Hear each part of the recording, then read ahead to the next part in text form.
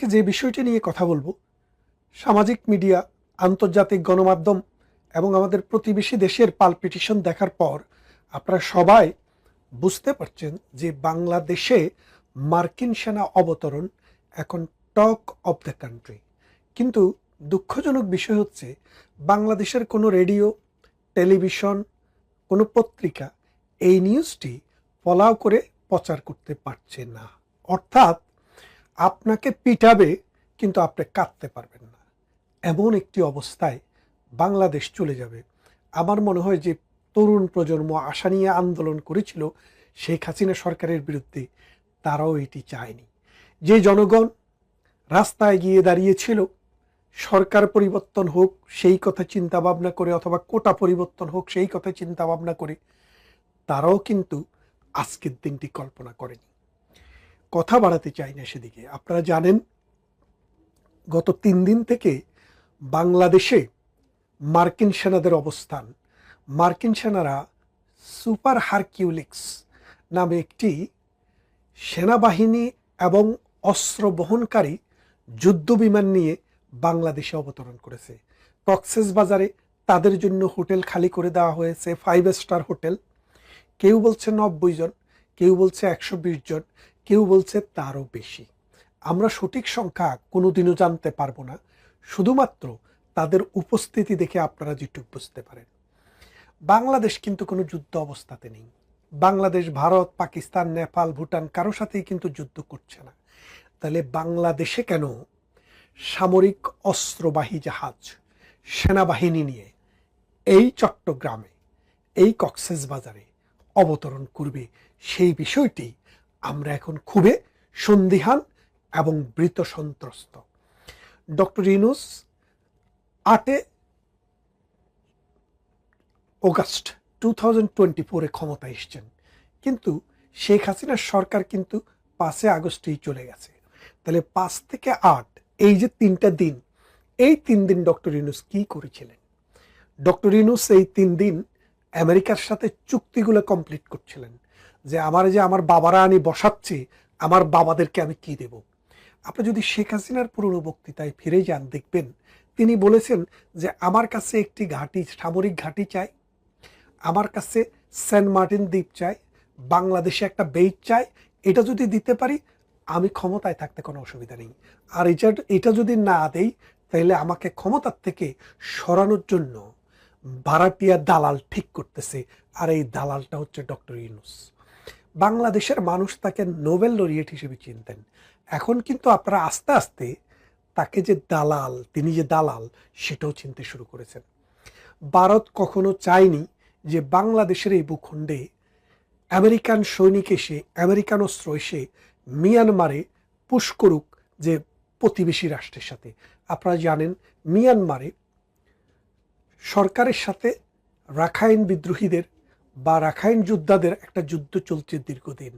একটা সময় এসে মনে হয়েছিল মিয়ানমার সরকার এই অঞ্চলের দখল হারিয়ে ফেলবে, কিন্তু পরবর্তীতে তারা কিন্তু আবার সেই দখলটি পুনঃস্থাপন করেছে। এখনো যুদ্ধ চলছে। এখন কমাস আগে আপনারা দেখেছেন ডক্টর ইউনূসের কাছে আমেরিকা এখানে একটি করিডোর চেয়েছে। করিডোর নাম দিয়েছে কি মানবিক করিডোর। মানবিক করিডোর দিয়ে কি যাবে? মারণাস্ত্র, মানুষকে হত্যা করার গুলি, মানুষকে হত্যা করার জন্য ট্যাঙ্ক, মানুষকে হত্যা করার জন্য স্টেন গান, মেশিন গান, বোমা। তার মানে এই জাতিসংঘের তত্ত্বাবধানে অথবা আমেরিকার তত্ত্বাবধানে, তাদের সহযোগিতায় আমরা মানবিক করিডোর বলতে এখন যেটা বুঝি সেটা হচ্ছে মারণাস্ত্র পরিচালনা করার, মারণাস্ত্রকে নিয়ে যাওয়ার একটি করিডোর। সেই করিডোরটি আর্মি, বিডিআর, বিজিবি, পুলিশ সহ বাংলাদেশে যেসব শৃঙ্খলা বাহিনী আছে, সশস্ত্র বাহিনী আছে, তারা প্রতিবাদ করেছে। বিএনপি সহ বড় বড় রাজনৈতিক দলও এটার প্রতিবাদ করেছে, কারণ এটার কনসিকুয়েন্স অনেক গ্রেভ হইতে পারে। কারণ বাংলাদেশ থেকে যদি আমেরিকা প্রক্সি ওয়ার করে আমাদের মিয়ানমারের সাথে, ঠিক চায় না এই মিয়ানমারে এসে প্রক্সি ওয়ার করবে বাংলাদেশের সাথে। এখন বাংলাদেশ বনাম চায়না নাকি চায়না বনাম আমেরিকা, এখানে যুদ্ধ হবে। আর যুদ্ধের ব্যাটেল ক্ষেত্র হচ্ছে বাংলাদেশ। বাংলাদেশকে আপনি কোন দেশের সাথে তুলনা করবেন? এখন আপনি কি সিরিয়া, লেবানন অথবা গাজার সাথে তুলনা করবেন? ডক্টর ইউনূস কিন্তু বলেছিলেন যে বাংলাদেশের অবস্থা গাজার মতো। আসলে তখন গাজার মতো ছিল না। তিনি এখন নতুন গাজার সন্ধানে এই আমেরিকাকে দাওয়াত দিয়ে এনে আমার দেশে মারণাস্ত্র সহ আমেরিকার সেনাবাহিনী 1971 সালে স্বাধীনতা হওয়ার গত 53 বছরে আমরা কখনো আমেরিকার সেনাবাহিনীকে আমাদের ভূখণ্ড ব্যবহার করে অন্য কোনো দেশে হামলা, অন্য কোনো দেশে অস্ত্র পরিচালনা আমরা করতে দেয়নি। আমেরিকার সেনাবাহিনী এর আগেও বিভিন্ন সময়ে আমাদের দেশে এসছে ছোটোখাটো মহড়া দিতে, 10 জন 5 জন সামরিক না বেসামরিক বিমানে করে তারা এই দেশে এসছে, এসে চট্টগ্রামে বা বাংলাদেশের বিভিন্ন অঞ্চলে গিয়েছে। কিন্তু এখন তারা মামার বাড়িতে নিজেদের পরিবহন নিয়ে, অস্ত্রশস্ত্র নিয়ে তারা এসে হাজির। এখন বাংলাদেশ প্রতিবেশী রাষ্ট্র, যার 3 দিক দিয়ে আমাদেরকে যারা ঘিরে রেখেছে, তাদের সাথে আমাদের কোনো আলোচনা হয়নি। তারা জানে না কি হচ্ছে, অথচ তাদের ভূমি থেকে আমাদের ভূমির দূরত্ব কয়েক হাত। এখন ভারত গতকাল সর্বদলীয় এবং ভারতের সমস্ত সিকিউরিটি এজেন্সি এবং 3 বাহিনীর প্রধান একসাথে বসে মিটিং করেছে যে বাংলাদেশে কি হতে যাচ্ছে। আমি যেতটুকু জানতে পেরেছি, ডক্টর ইউনূস মনে মনে একটা ভয় পেয়েছে। ভয়টা হচ্ছে ইন্ডিয়া বাংলাদেশকে দখল করতে পারে, এটা মানে জুজু ভয় আর কি। যার কারণে তিনি তার উপদেষ্টাদেরকে বুঝিয়ে আমেরিকার থেকে মার্কিন সেনাবাহিনী এনে ঢাকার মানে বাংলাদেশের চিটং এনে এখন নামিয়ে দিয়েছেন। এই যে অবস্থা, আপনারা খেয়াল করেন যে দুটি জিনিস আমরা প্রতিবাদ করেছি, আপনারা প্রতিবাদ করেছেন, আমাদের বাহিনীরা প্রতিবাদ করেছে, রাজনৈতিক দল প্রতিবাদ করেছে। তার একটি ছিল বন্দরটি দিয়ে দেওয়া, আরেকটি ছিল একটি করিডোর দেওয়া। এখন আমেরিকাকে করিডোর কিন্তু দিয়ে দিয়েছে। আপনারা জানেন কি না জানি না, বাংলাদেশের এই মিয়ানমার সীমান্ত দিয়ে কিন্তু আমেরিকার সেনাবাহিনীদের কিন্তু যাতায়াত শুরু হয়ে গেছে। ওখান দিয়ে কিন্তু গোপনে কিন্তু চলছে কাজ কারবার। এবং আমাদের সেন্ট মার্টিন 1 বছর হয়ে গেল প্রায়, এটাতে মানুষের যাতায়াত বন্ধ। এখন ওখানে কারা আছে, ওখানে কি আছে, আপনারা একটু খোঁজ খবর নিয়ে দেখেন যে আমেরিকান সেনাবাহিনীর ওখানে ইউনিট হয়ে গেছে। আমেরিকান সেনাবাহিনী এখন ওখান থেকে অপারেশন চালানোর চেষ্টা করছে। তার মানেটা কি দাঁড়াচ্ছে দেখেন, আমাদের ভূখণ্ডেরই একটা অংশ, আমাদের একটি দ্বীপ, আমাদের মানুষ যেতে পারছে না। এবং আমরা শুনেছি সেখানে যে স্থানীয় বাসিন্দা আছে তাদেরকে নানাভাবে প্রলোভন দেওয়া হচ্ছে যে তোমরা এখান থেকে চলে যাও, তোমাদেরকে অমুক দেশে তমুক দেশে পাঠিয়ে দেওয়া হবে, অমুক জায়গায় বাড়ি করে দেওয়া হবে, তমুক জায়গায় বাড়ি করে দেওয়া হবে। অর্থাৎ দ্বীপটি খালি করার একটি প্রকল্প চলছে। এই দ্বীপকে কেন্দ্র করে ভবিষ্যতে কি হতে যাচ্ছে আপনারা দেখবেন। এখন আমরা শুধু বলে যাচ্ছি, আপনারা বিশ্বাস করছেন না। এই দ্বীপটি আর আমাদের থাকছে না। তার মানেটা হচ্ছে ভারতকে ভয় দেখানোর জন্য আমেরিকার সেনাবাহিনী এখানে নিয়ে আসা হয়েছে, এক। দ্বিতীয়ত, এই আমেরিকান সেনাবাহিনী দিয়ে মিয়ানমারে যে রাখাইন সেনারা আছে তাদেরকে ট্রেনিং এবং অস্ত্র দিবে এই আমেরিকান বাহিনী। তার মানে করিডোরও হয়ে গেল, বাংলাদেশে তাদের স্থায়ী বন্দরও হয়ে যাচ্ছে। খুব শীঘ্রই আপনারা শুনবেন যে বাংলাদেশের কুতুবদিয়ায়, সেন্ট মার্টিনে অথবা মহেশখালীতে একটি সি পোর্ট হবে। সেখানে এই সি পোর্টটির বেস হবে আমেরিকার সেনাবাহিনীর। সাম্প্রতিক সময় আপনারা জানেন এই যে মিডল ইস্টে সবচাইতে বড় সামরিক ঘাঁটি হচ্ছে উপসাগরে, যেটা কাতার বেসড, অর্থাৎ কাতারের সাথে আমেরিকার সবচাইতে বড় সামরিক ঘাঁটি। অথচ কাতারে যখন হামলা করে আমেরিকান সেনাবাহিনী কি করেছে, কাতারকে রক্ষা করার জন্য আমেরিকান সেনাবাহিনী একটি কথাও বলেনি, একটি বোমাও ছাড়েনি, একটি গুলিও চালায়নি। তার মানে আমেরিকার নিজের স্বার্থের জন্য যা দরকার তাই করে। তারা কখনো অন্য কোনো দেশের স্বার্থ, অন্য কোনো দেশের স্বাধীনতা, সার্বভৌমত্ব অথবা অর্থনীতির প্রতি তোয়াক্কাই করে না।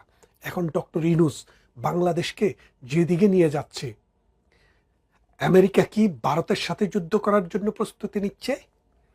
আমি মনে করি যদি আমেরিকা ভারতের সাথে যুদ্ধ করার প্রস্তুতি নিয়ে বাংলাদেশের ভূমিকে ব্যবহার করে, মিয়ানমারের সাথে যুদ্ধ করার প্রস্তুতি নিয়ে এই বাংলাদেশের ভূমিকে ব্যবহার করে, তাহলে এটা ভিয়েতনামের মতো রক্তক্ষয়ী ওয়ার হবে, যুগের পর যুগ, প্রজন্মের পর প্রজন্ম আমার বাঙালি ছেলেমেয়েরা শুধু যুদ্ধ দেখবে, শুধু অস্ত্র জনজনানি শুনবে, শুধু রক্ত দেখবে, হোলি খেলা দেখবে, স্বাধীনতা দেখবে না, দেশের উন্নয়ন দেখবে না, তার ভবিষ্যৎ দেখবে না। ডক্টর ইউনূসকে আপনারা খাল কেটে যে কুমির নিয়ে এসছেন, এই কুমির আপনাদের সন্তানদেরকে খাবে, তাদের ভবিষ্যৎ খাবে, আপনাদের ভূখণ্ড খাবে, আপনাদের অর্থনীতি খাবে, পরবর্তীতে আপনাদেরকেও গিলে ফেলবে। এই কুমিরকে আপনি যদি এই খালের পানি শুকনা না করতে পারেন, শুকাতে না পারেন, এই কুমিরকে যদি এ দেশ থেকে বিতাড়িত করতে না পারেন, আগামীর ভবিষ্যৎ বাংলাদেশের আকাশে শুধু কালো মেঘ, কালো ধোঁয়া আর বারুদের গন্ধ। ভারত একটি দক্ষিণ পূর্ব এশিয়ার শক্তিশালী দেশ।